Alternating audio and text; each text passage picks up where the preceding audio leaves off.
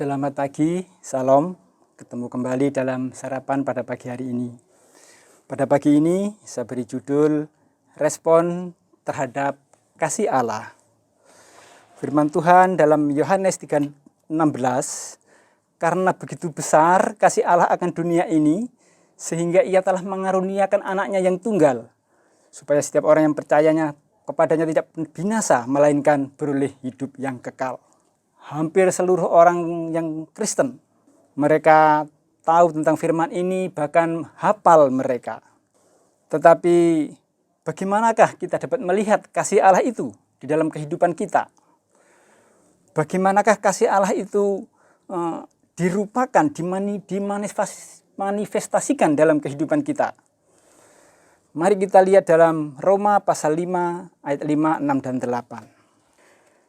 Dan pengharapan tidak mengecewakan, karena kasih Allah telah dicurahkan di dalam hati kita oleh Roh Kudus yang telah dikaruniakan kepada kita.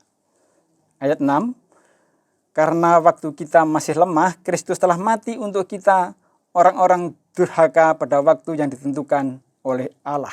Ayat ke-8, akan tetapi Allah menunjukkan kasih-Nya kepada kita oleh karena Kristus telah mati untuk kita ketika kita masih berdosa. Saudara, dalam ayat 5 kita jelas di sini bahwa dan pengharapan tidak mengecewakan, karena kasih Allah telah dicurahkan di dalam hati kita. Di manakah kita dapat melihat kasih Allah itu? Kalau kita melihat kasih Allah di dalam hati kita, maka kita akan depresi lama-lama, karena kita akan, di mana kasih Allah itu? Kenapa? Apakah layak saya menerima kasih Allah karena keberadaan saya seperti ini? Tetapi Roh Kudus menuntun Rasul Paulus dalam penulisan ini, ditegaskan dalam ayat ke-6. Karena waktu kita masih lemah, Kristus telah mati untuk kita. Jadi pemahaman kita diarahkan kepada kematian Kristus yang di kayu salib. Karena Tuhan mau kita melihat kasih Allah itu di kayu salib. Bagaimana Allah yang maha tinggi itu telah mengasihi, kasih-Nya sangat besar, sehingga memberikan yang sangat berharga dalam kerajaan Allah, yaitu putra tunggalnya, Tuhan Yesus Kristus yang mati di kayu salib.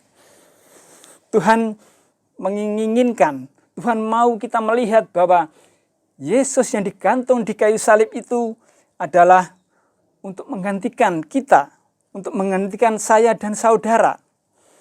Bahwa tangan dan kakinya yang dipaku di kayu salib, yang kalau kita bayangkan rasanya mungkin sangat amat menyakitkan, itu adalah untuk menggantikan saya dan saudara di kayu salib itu, saudara.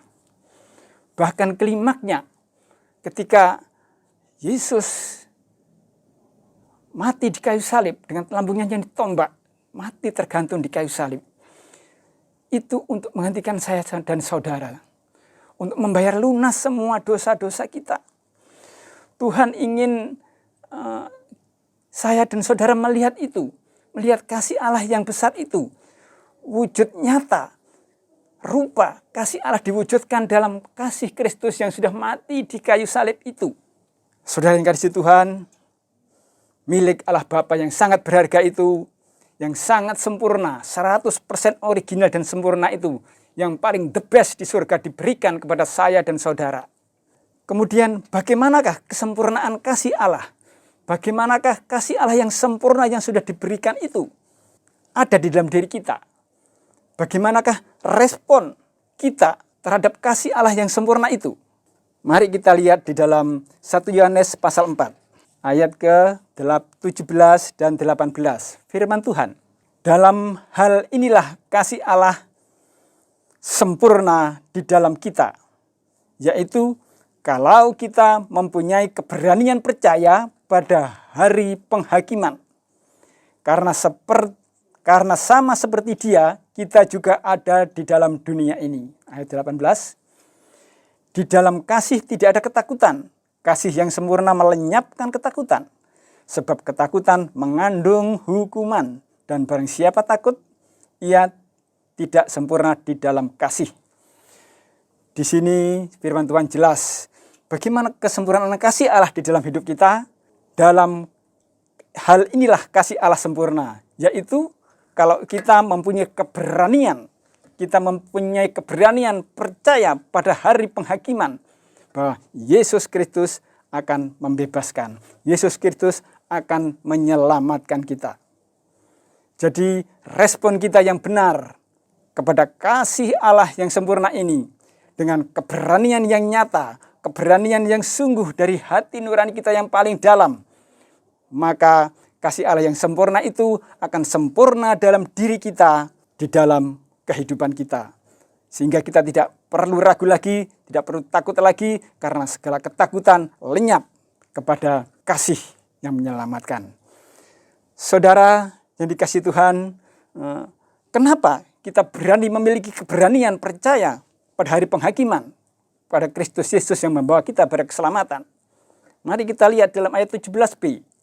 17b firman Tuhan, karena sama seperti Dia, kita yang ada di dalam dunia ini sama seperti Dia. Yesus yang sekarang ini tidak ada di kayu salib, tidak tergantung di kayu salib lagi. Tapi Yesus Kristus ada di sebelah kanan Allah Bapa. Dialah Raja segala raja yang mempunyai kuasa dan kemuliaan sampai selama-lamanya. Dia yang mempunyai kuasa di surga, di bumi, dan yang di bawah bumi. Maka ketika kita memandang kepada Yesus yang adalah di sebelah kanan Allah Bapa di surga, maka ada Roh Kudus yang bekerja di dalam kehidupan kita. Kalau Roh Kudus bekerja dalam kehidupan kita, maka akan terjadi kemuliaan Allah dalam kehidupan kita. Maka kehidupan kita yang tidak benar akan dibenarkan. Kehidupan kita yang tidak bagus akan mengalami perbaikan-perbaikan. Kehidupan kita akan mengalami pemulihan-pemulihan. Dulu kita setelah minggu kita akan ingat cerita akan Rasul Petrus yang berjalan di atas air. Karena Rasul Petrus memandang kepada Yesus Kristus yang di sebelah kanan Allah yang maha tinggi. Maka Rasul Petrus memiliki kuasa. Maka kuasa Allah dinyatakan pada saat itu. Sehingga Rasul Petrus bisa berjalan di atas air. Tetapi tatkala pandangan Rasul Petrus mulai sedikit berubah. Pandangannya mulai ragu-ragu karena terpaan angin atau karena faktor eksternal di lingkungannya. Imannya mulai goyah. Pandangannya pada Kristus Yesus mulai berubah. Keberanian imannya mulai terganggu.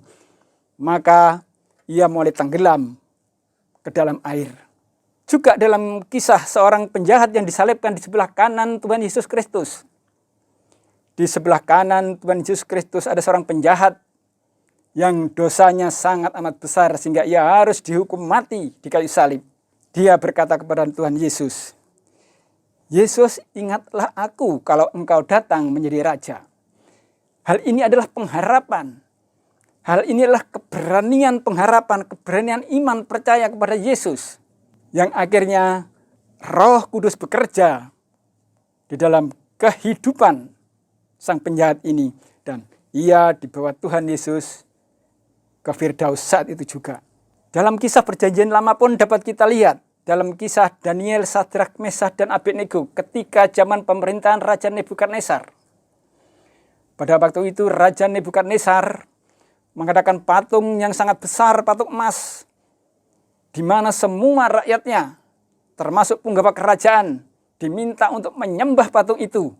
Kalau tidak menyembah, akan dimasukkan ke dalam api yang menyala-nyala.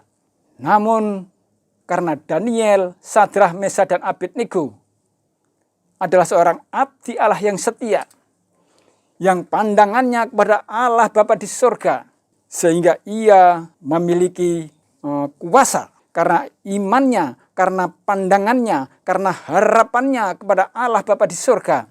Maka ada roh yang bekerja di dalam kehidupannya.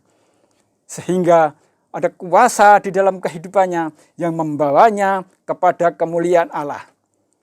Maka ketika Daniel, Sadrak, Mesak, dan Abednego dimasukkan dalam perapian yang menyala-nyala, kuasa Allah nyata, api tidak menyentuh tubuhnya.